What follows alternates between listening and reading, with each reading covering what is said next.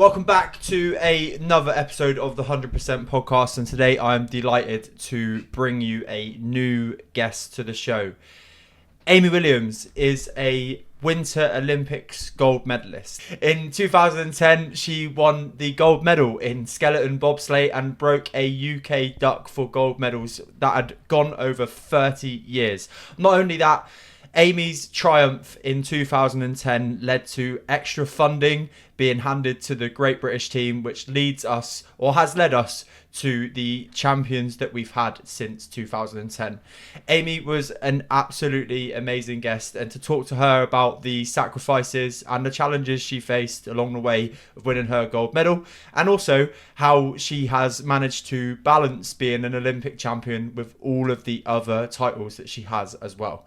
I'm sure this is an episode that will bring you a lot as a 100% listener, and make sure to like and subscribe for further episodes and big guests that are coming up over the next few weeks. I'm really looking forward to dropping this one. I hope you enjoyed the episode. Let me hand you over to Amy and I for the full episode. Speak to you soon. Amy, welcome to the podcast. Thank you for coming on today. I'm really excited to speak to you, and I hope you're excited as well. In terms of, Thanks for having me. that's all right. In terms of the podcast, it's related to 100%. So I want to link the first question that I ask you today to the podcast title and that kind of vibe. When you're feeling 100%, when you're at your best, what does feeling 100% mean to you? Oh, it's a really tricky one, but I think it's this kind of balance between confidence, calm, and knowing that you can kind of execute, the skill or the race the way that you want. And I Amazing. think that kind of obviously comes from the training behind it, but I think it's summarized in that sort of confident, calm, sort of chilledness and readiness. And when you are feeling that confidence and chilledness, what kind of actions are you taking that give you a kind of indication that you're like, yeah, you know what, I'm ready for this, whether it be, your race or your TV appearance? What are the things that you're doing and that are going through your head when those things happen? Yeah, I guess back in racing day, the confidence came from just knowing that I'd prepared in the best possible way. I wasn't actually the most confident athlete, but my confidence had to come from, okay, I've lifted as heavy as I can in the gym for the last 4 years. I've done all the preparation, and those habits and all those layers stacking up has meant that I can now stand here calmly to execute the race. I think probably now in life now, and let's just say you're about to, do TV, presenting, it's sort of similar. You can only do a certain amount of prep work and reading up and swatting up, but then actually you still don't really know what you might be asked in an interview.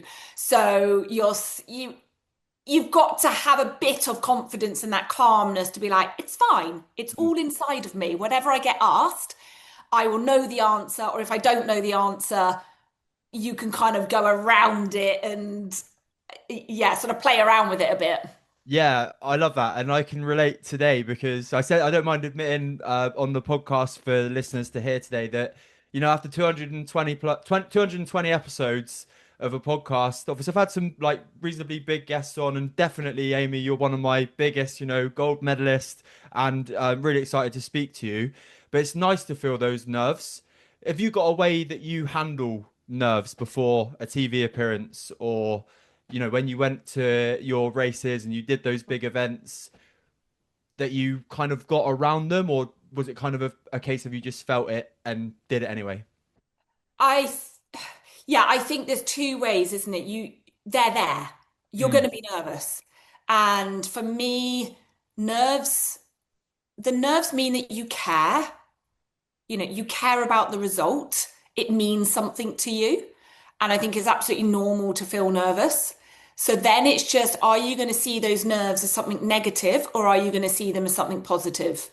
And I think when it was like in any kind of competition or TV world, or you're going to stand in front of a stage and do a corporate talk now, maybe to, you know, a business that I'm talking to, you want to do a good job.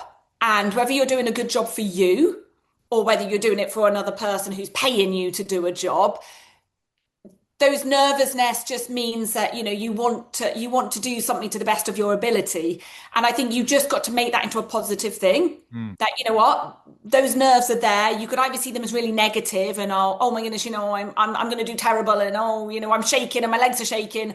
Or you're like, well, they are shaking, but it's not necessarily going to affect my performance, and I've prepared for this because I'm confident and I've done all the preparation, and actually I'm excited to see how I'm going to perform.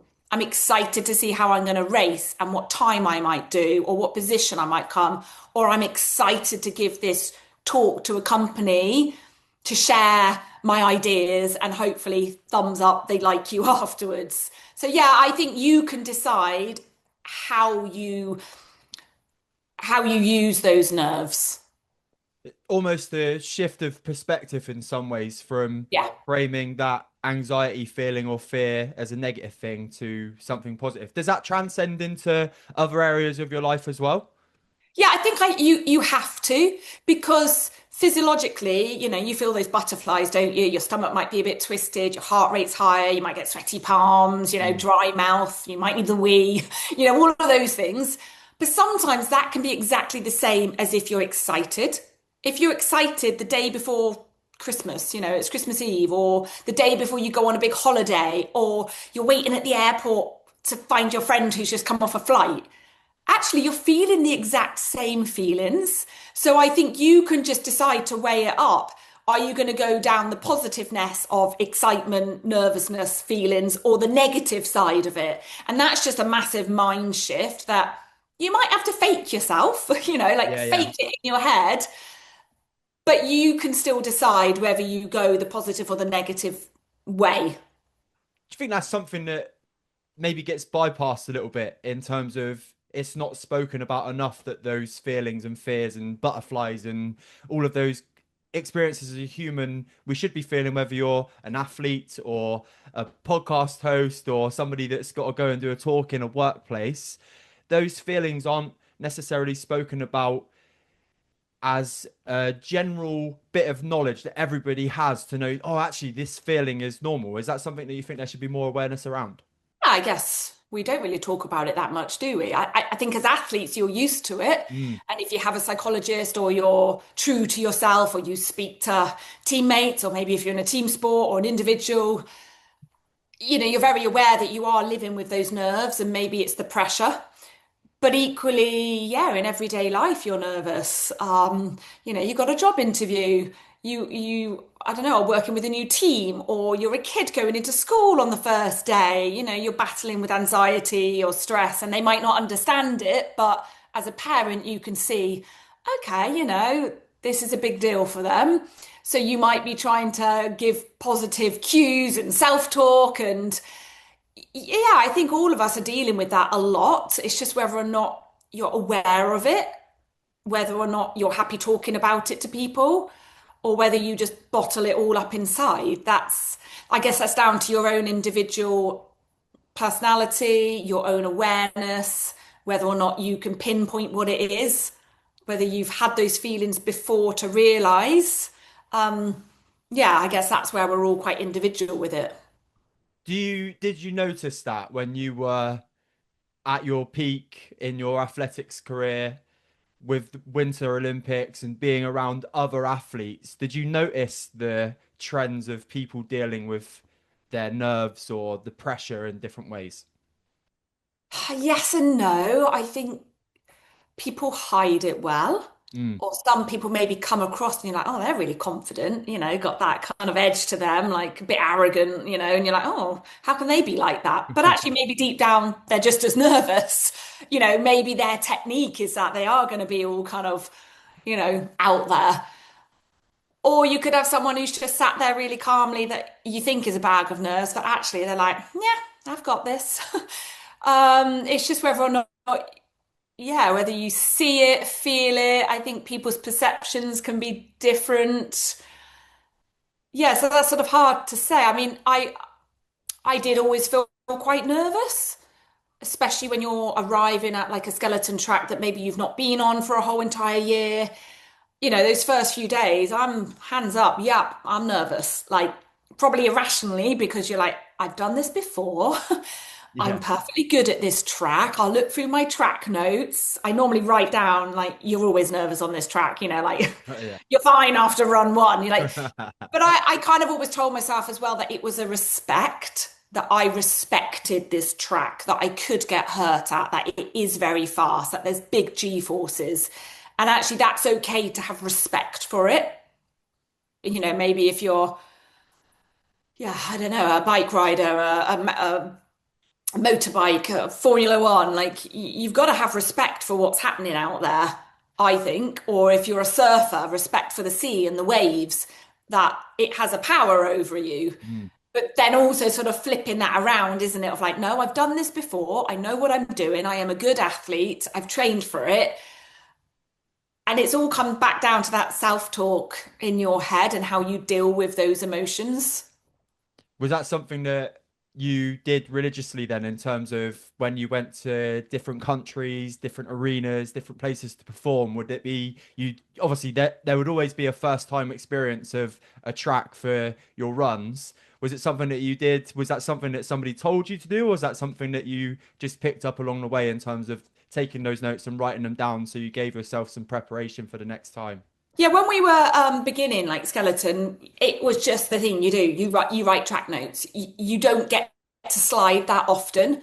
It's because of the how tired it makes your body, the G-force, your brain. Everything's having to work so quickly. Mm. Plus, it was a money thing. It costs money to go down every single time you slide. So, absolutely, write in the track notes of what you did on your sled, what steers you're doing in each corner, how you enter a corner, how you exit. Did you hit? Did you clip? Did you skid?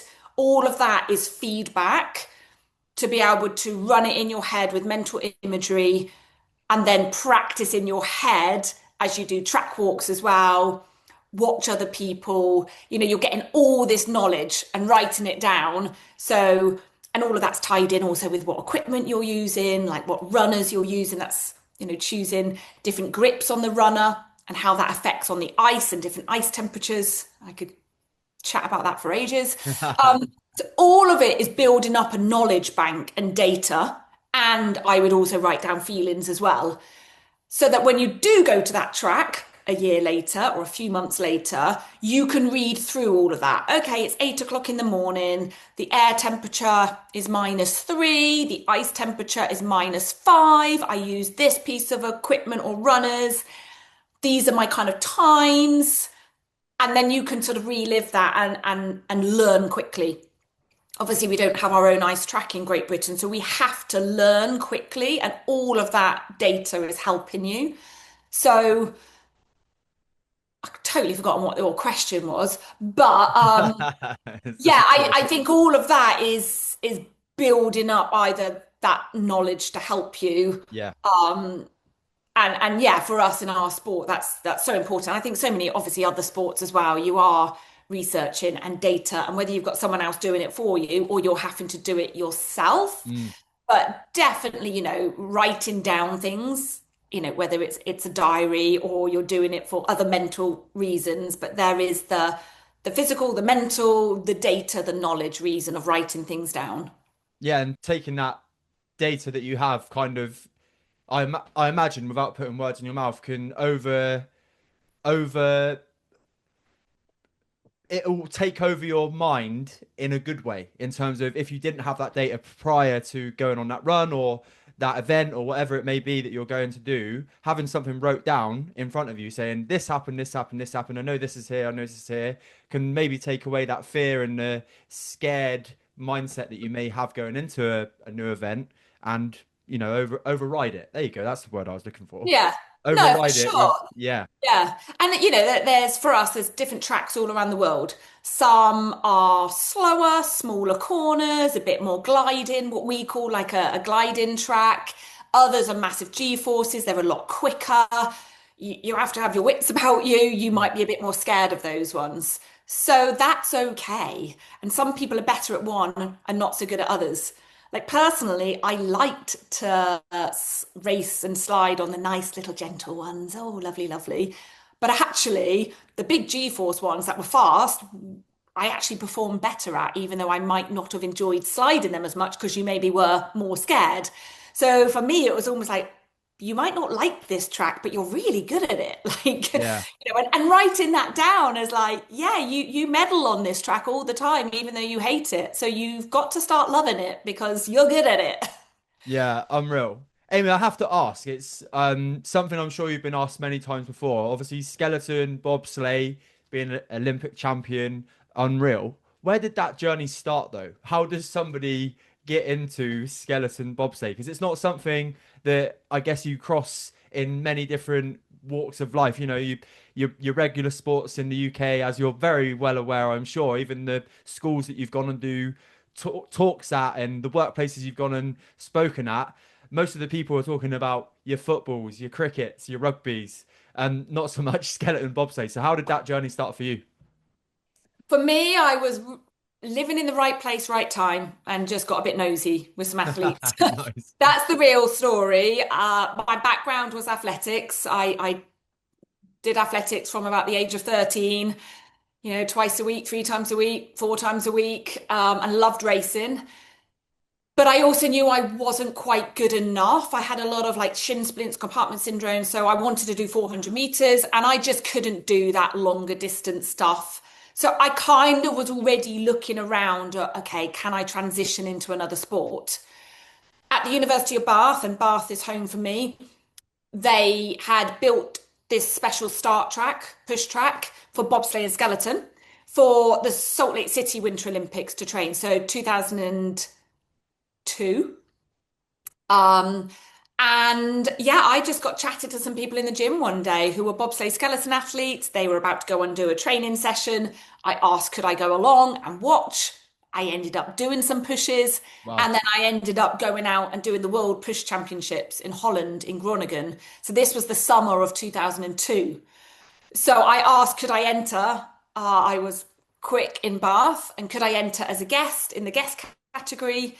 And I ended up coming second overall. Wow. And so the performance director at the time, who had just come on into the sport of skeleton to create almost a performance pathway and a program, there was 5 or 6 of us who went and joined a military ice camp in Lillehammer in Norway in October of 2002. So I paid my way. I changed university courses and degree choices to stay at Bath to get my student loan. The student loan then paid for those first 2 weeks on ice.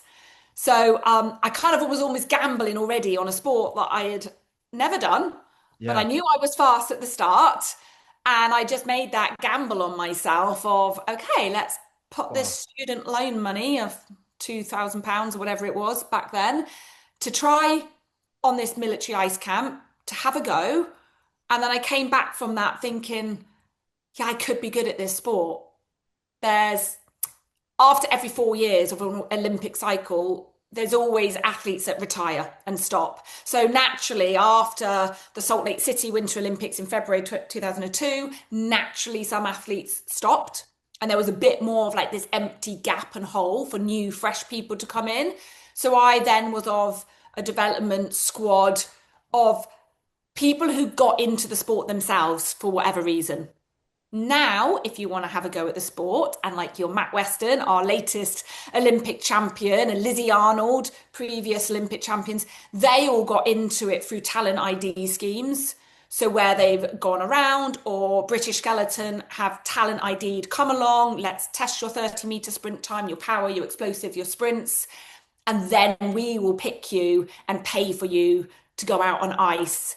And then, we will give you the best equipment, the best coaching, the best ice times. And if you do all of these things that we tell you to do, we will make you a champion pretty much.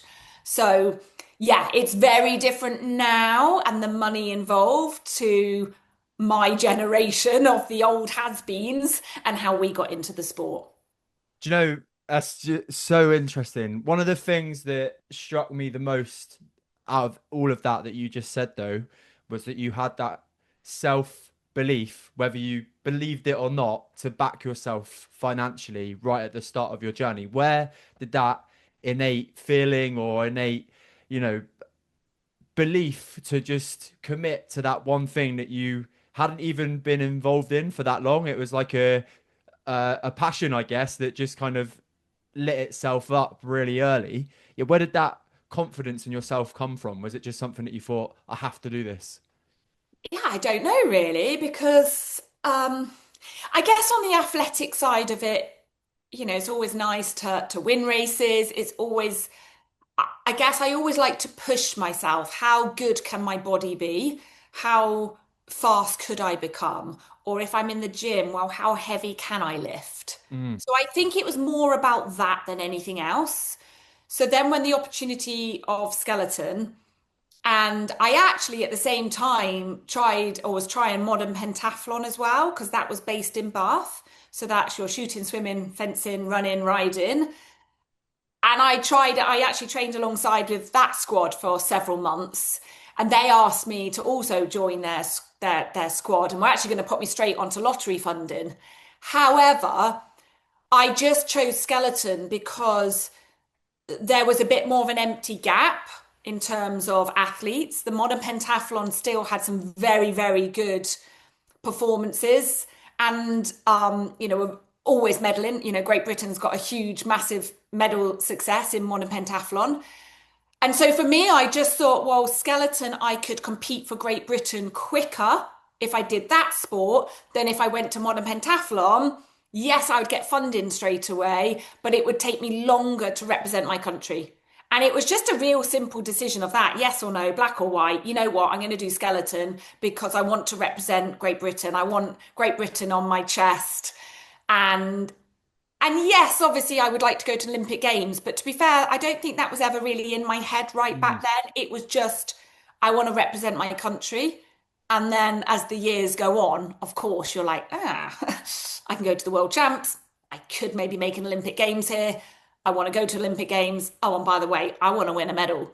So I think that's a progression. But first of all, it's just, I don't want to hit 10 walls on the way down. I only want to hit 8 walls and then 6 walls. And then actually, it'd be really nice to slide down an ice track and not hit any walls. And then you've just got that slight obsession of trying to outperform yourself. mm. I think that's something with all of the elite people that I've spoken to on the podcast, champions, even coaches. There's like a self obsession in trying to get 1% better. And Mm. between the 2002, you said was the first experience, right? And then to the end, the pinnacle in 2010, which we'll definitely talk. I'm like delaying the question about the medal at the moment. But in terms of that journey of gaining 1% better from 2002 to 2010, what would that look like to you? And how obsessive did you get at some points? Oh, yeah. So I guess from 2002 through to 2006 Winter Olympics, which was Turin, that was a massive learning curve, huge, huge learning. Um, Learning in races. We definitely didn't have much funding. I was working full time. You didn't have that much ice time compared with the generation now. But I still could have gone to Turin Olympics. We only had one place for a female, and the men had two places. And I just had to be top ranked girl, which I wasn't. I was close, but I wasn't. So I was just picked as reserve. Wow. But for me, that just put a massive fire in my belly. You know what? I went out, I commentated for the radio. I was there at the Olympics. I felt the environment, and I promised myself 4 years, I will be the one racing in Vancouver. You could almost put it to the date. When the date was, I'm going to have my feet on the start line. And so I then became obsessed for 4 years. Every decision of every day was, is this going to help me go to Olympic Games? Yes or no? And that's just how I lived my life. I was so strict. I guess you could argue, as an athlete, top athlete, you're very selfish. You're so disciplined. I'd go to bed early every single night, didn't matter what day of the year. You missed out on parties, you've missed out on, social gatherings and friends and whatever it might be. But I didn't mind, because for me, that was stacking up the confidence, that was stacking up the gym sessions. I wanted to recover 100%. I wanted to never miss a training session. I wanted to lift 2 kilograms heavier on my squat. So those little 1% of sleeping, eating well, not drinking alcohol, and, not eating things that weren't good for my body, going to bed early, doing all the stretching, going to the gym half an hour earlier than everyone else to do the extra stability work or stretching or mobility. That for me was all those little things adding up, giving me the confidence, giving me that, yeah, hundredth of a second that you can win and lose a race by.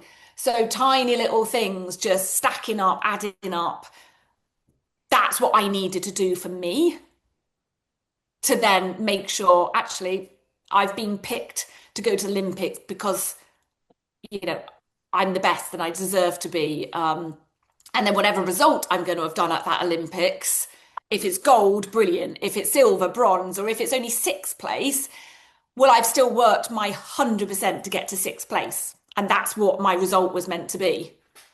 It's almost like you didn't leave any stone unturned and Mhm. you didn't give yourself that chance to regret any decisions by the time that No. those Olympics came back around. Yeah, that's insane, isn't it? Because that I don't from the elite champions and sports people that you hear about, like the two that spring to mind in my favorite sport, unfortunately, is football.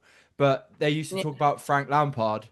Every training session, he'd get a bag of balls and he'd have 100 shots after all the other players have gone in, and then he's turned out to Mm. be Chelsea Football Club's greatest goal scorer of all time. Cristiano Ronaldo, still at 40 years old, gets up before everybody else in the morning, does those swims.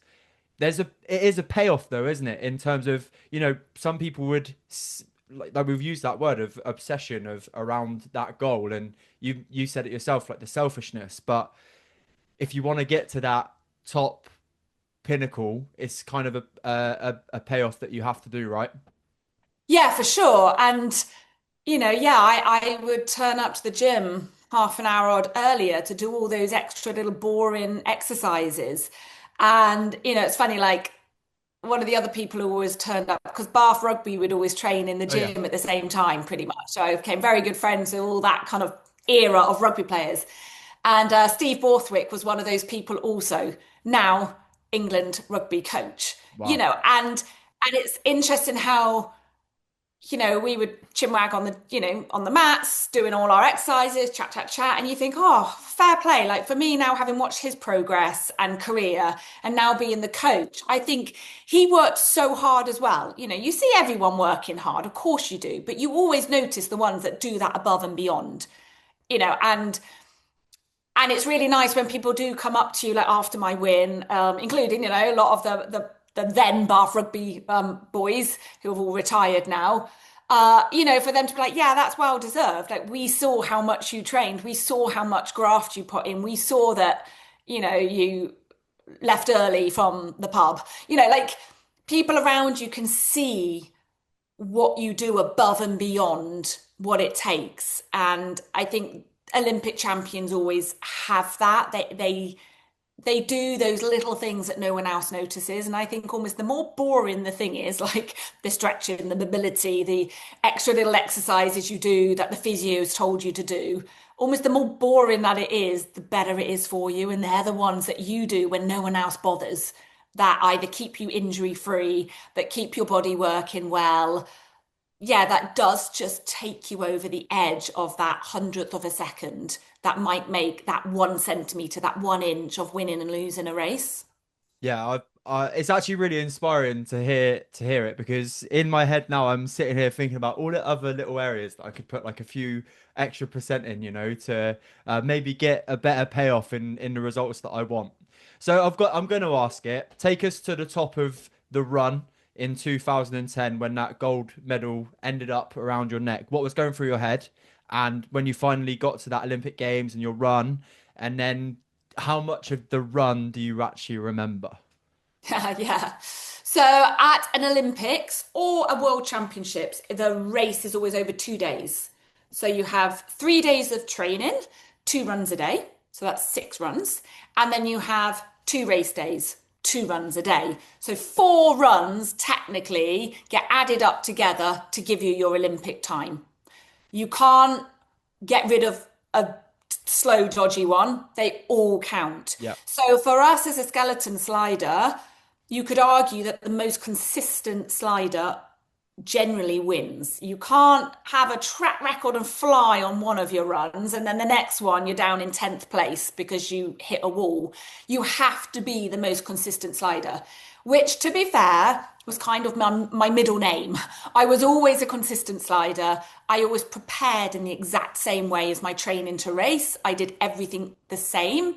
So sometimes it was frustrating because I felt like I never got that much quicker on a race day. Mm. Ice gets prepared better, but I actually felt like I didn't really step it up as much as maybe other sliders. But then I kept that consistency. So when it came to then the Olympic race, obviously I'm nervous on day one because I always am. Um, and then I just knew, okay, I've medaled on this track the year before. We had a World Cup race. I got a silver medal on it. Okay, it's a big G-force track. It's fast. I might not enjoy it, but I'm good at those tracks. So kind of all of that knowledge was there. This track suits me. I'm good at it. I've medaled on it the year before. I got World Championships medal as well. I'm here. The body's always a bit good, bad, niggles. I've always got the injuries. But, yes, I was the strongest and fastest I've ever been. Always putting down the fastest sprints at the top or within that top two or three. So, yeah, once first day of racing was done and I was in that lead, broke my own track record, I still didn't almost let that get to me Mm. because I'd been in that position before in, putting down first run and being in first place. Yay! And then I never made it into first place. I always dropped down to second or dropped down to third. So for me, it was like, okay, great first day. All my training runs, I was in that top three. So my training runs proved I would get a medal out of these Olympics if I was consistent.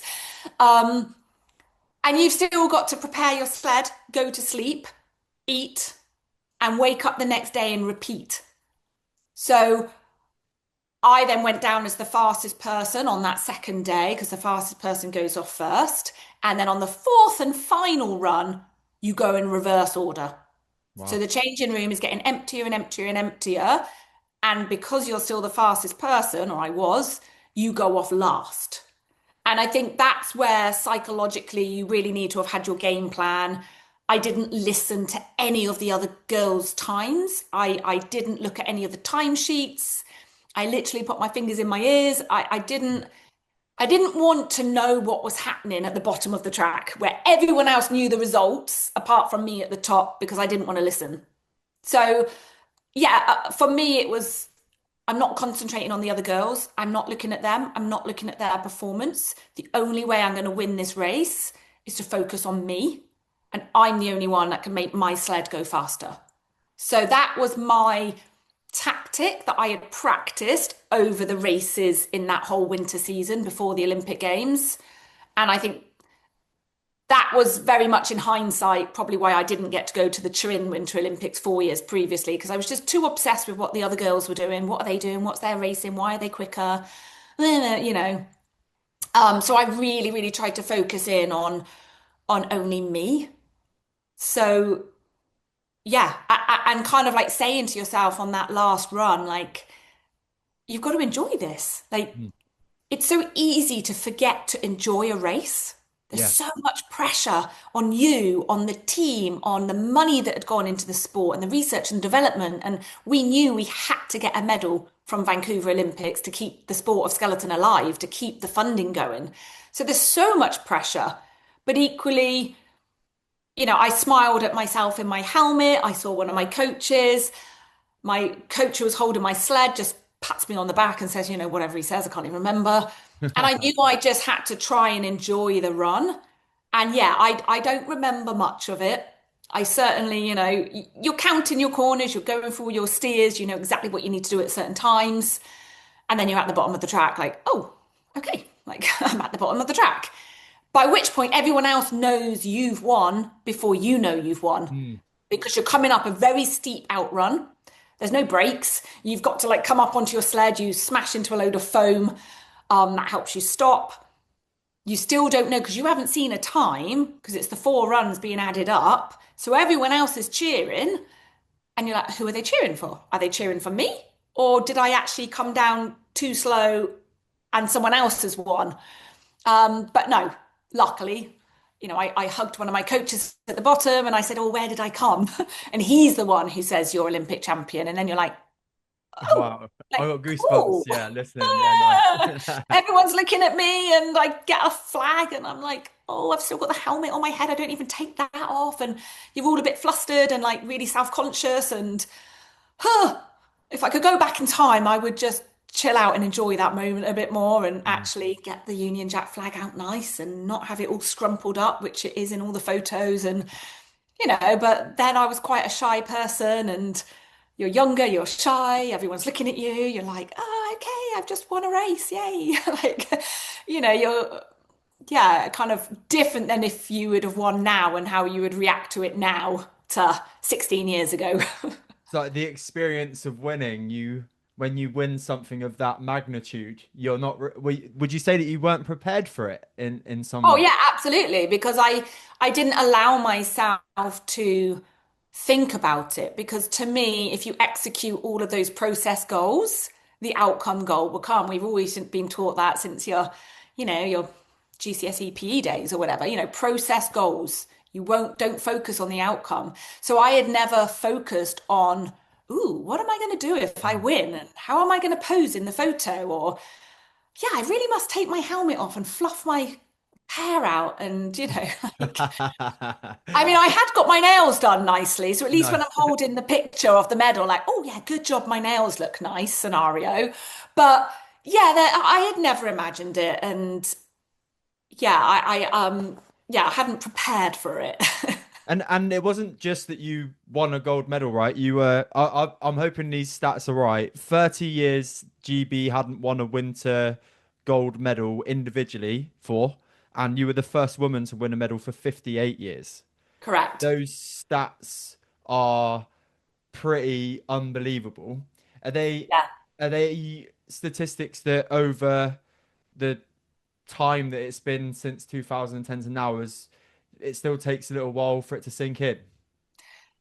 Yeah, they're stats that clearly you don't know. Mm. It's only when I went through the mix zone that Claire Bolden, BBC Sport, then interviews me and says those stats. She's got them all written down. And you're like, oh, wow. Oh, cool. Yeah. Okay.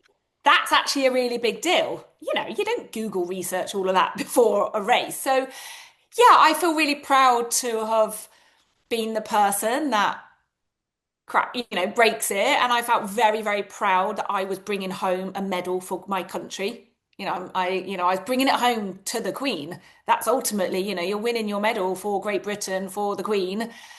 That was a really, really big deal to me. And then you're bringing it home for your team, the coaching, the support staff, the physios, everyone that's helped you. You don't get there completely on your own. So that was then really important. And your family and your friends that have supported you the whole time. So, yeah, I think also you realize, and Lizzie Arnold, our next gold medalist, she's quoted somewhere, that I made it real. I guess you switch it that it's not impossible.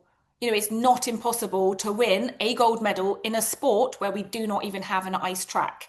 And as soon as someone sees that happening, oh, she's gone and done it. I can go out and do it. And so you could argue that it's just paved the way for that next generation to realize, huh, like we're good at Great Britain in skeleton. And if I'm on a program in Great Britain, I can win medals. And yes, it took a little while longer for the male for the men to bring home the medals, but Matt Weston's just gone and done it now. And yeah, I think that success breeds success. And when you watch other people around you winning and getting those medals, you then know you could do it too. Mm. You sound what's amazing as well is like you sound so humble, but you like the evidence shows that you have laid the pathway for people like that success. You said it yourself that without that medal win in 2010, the funding would have got cut, the skeleton bobsleigh team would have been removed, and because of that moment of history, which it is and it always will be now, your name will always be there as 2010 gold medalist. Does that is it like a pinch me thing to sometimes realize, and do you give yourself enough credit for that? Uh, yeah, I guess it's that same thing. You didn't know the facts beforehand. You Mm, do know them now. Yeah, that's really cool. Obviously, I don't think about it on a daily, weekly no. basis.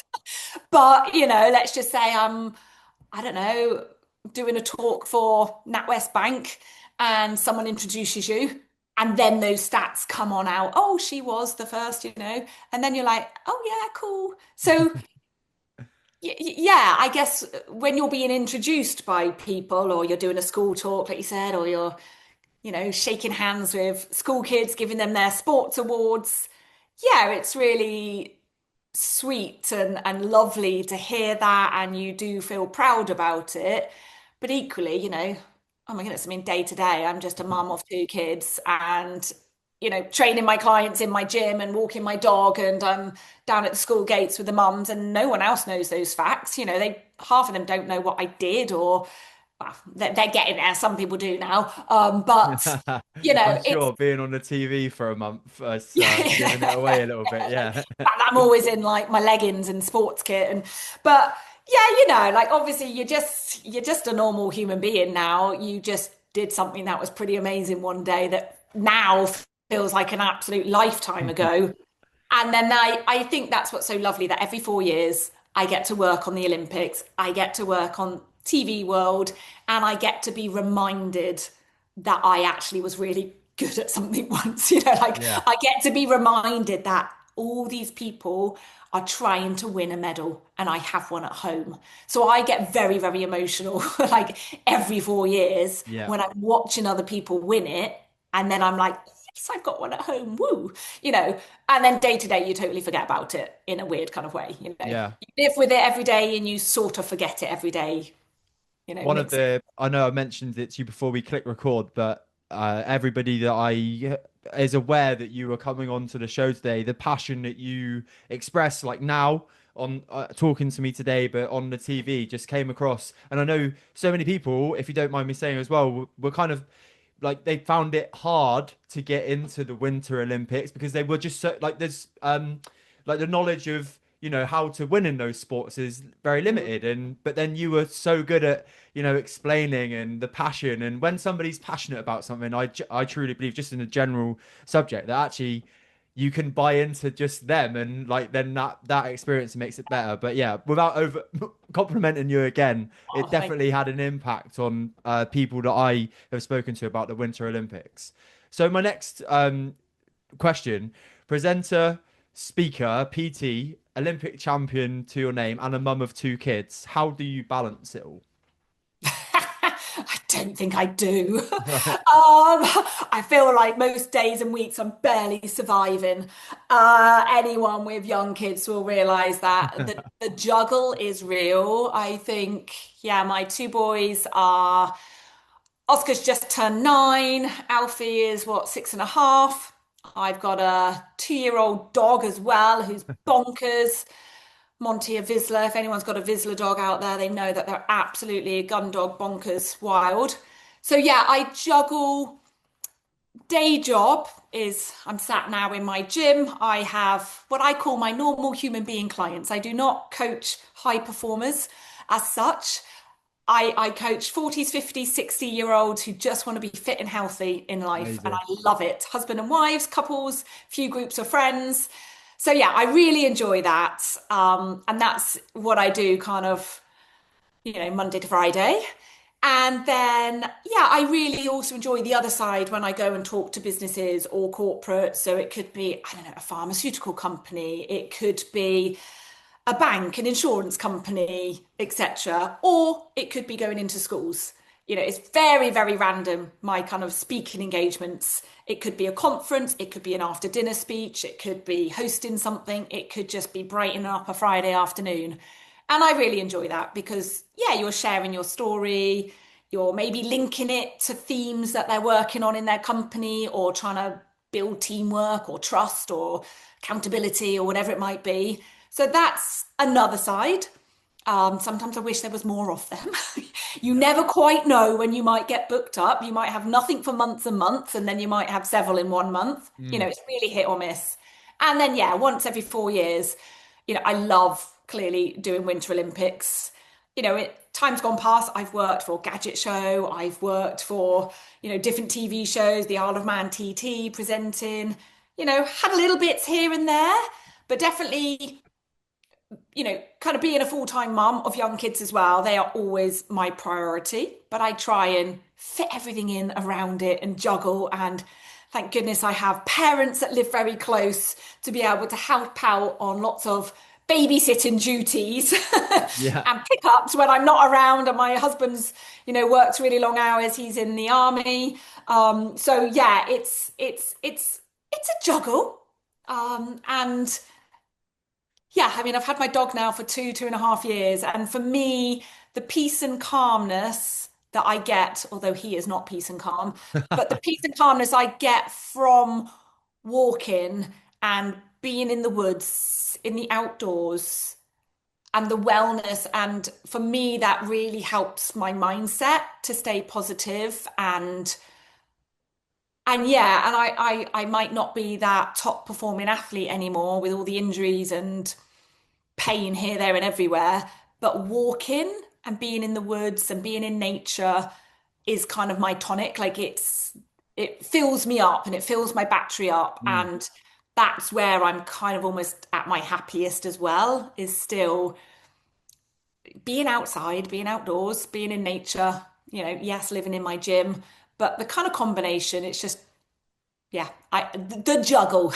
Yeah. The juggle of sometimes it's at the wrong tipping point balance, and sometimes it's just about okay, and sometimes I need to you know, recalibrate.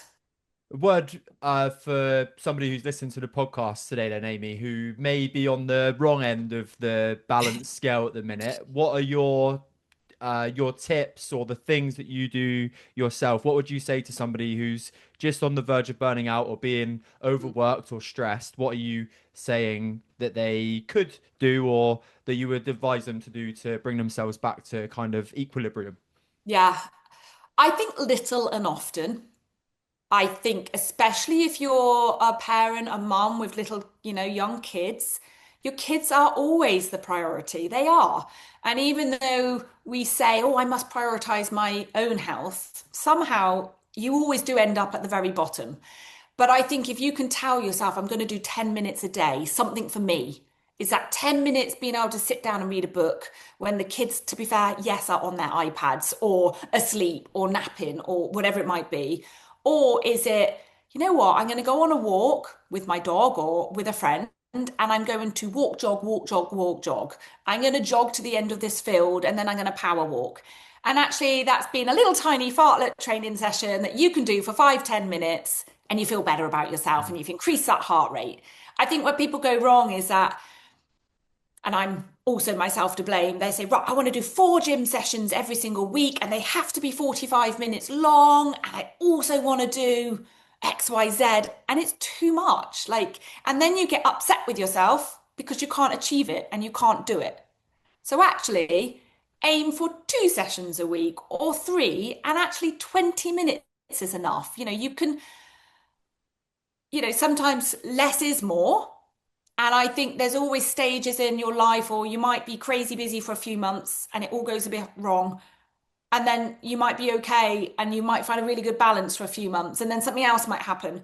And I think we've just got to realize there's highs and lows as we flow through each month and each year of life. Mm. And we have to be kind to ourselves. But yes, you have to push yourself. Yes, you do need to have goals.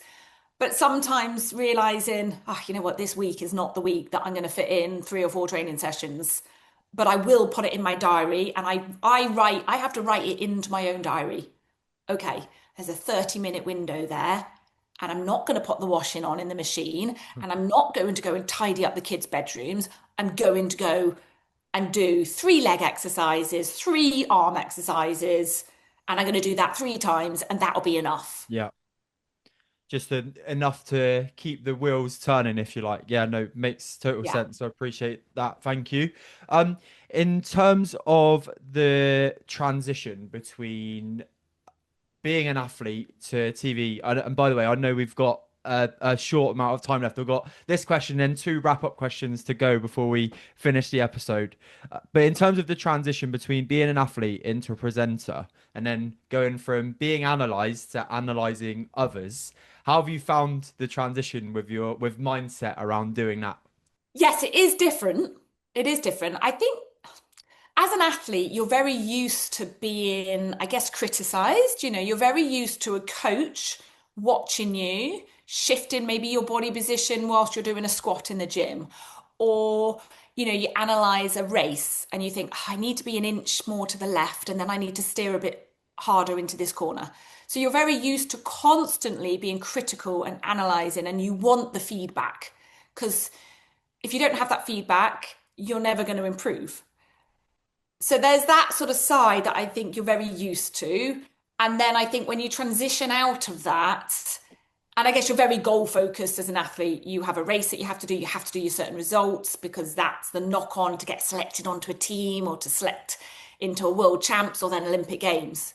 When all of that stops, then I think it's very hard to know what's next and what is the next goal because your goals, nothing kind of seems that important anymore in a Mm. strange kind of way. Yes, you could say my goal is to be a really great mum. Yeah, you know. Or my goal was to write a book because I wanted, everything that we talked about today to be in a book to help young athletes. Yes, I've done that, and yes, my goal would be, I guess just to sort of do the very best that I can still do each day. Um, but I think the transition is still, yeah, quite tough sometimes. You still have to remind yourself, or sometimes I go through a day and I'm like, okay, well, what would athlete Amy do here? If I put on my hat here, what would athlete Amy do? And what would she say to herself? So I probably still use some of those lessons. And like I said, that kind of positive self-talk to the negative and switching things round. So I think I still go back to her to help me in this area of life sometimes. I know I can get very anxious before, yeah, like a big TV gig, or I can get very anxious sometimes before maybe a talk. And I think Podcast appearances. podcast appearances, but I still feel like even with TV, like I don't know what you're going to ask me today, Mm. but the answer will be inside of me. So have the confidence that you do know what you can say and almost do that. Okay, I'm going to take some deep breaths. I'm going to lower those shoulders down. I might do a bit of box breathing, all the things that you might have done as an athlete. I'm going to bring into this next transition of life. Okay, I can still do this. Like back yourself. You're fine. Yeah, unreal. Amy, it's been an absolute pleasure. I've got two traditional 100% questions to end with for today's show. Uh, what are the three daily habits that you do 99% of the time to keep yourself as your high energized self? Walking for Yep. sure.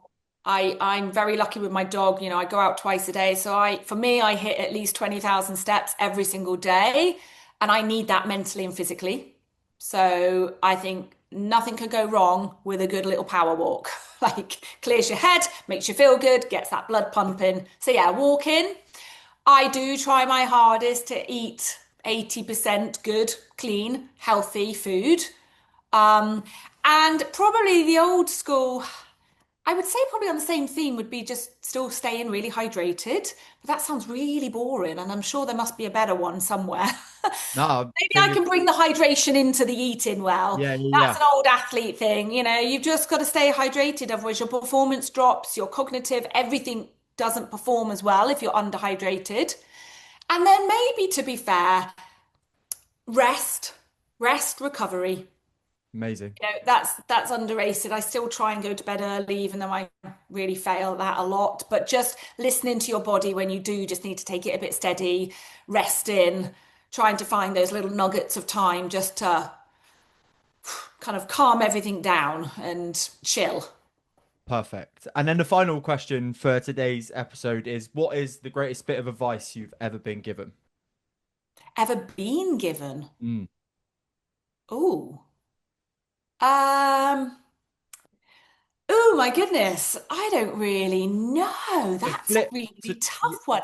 I can yeah. flip it to be a bit whether So the flip question would be, what advice would you give 18-year-old Amy Williams?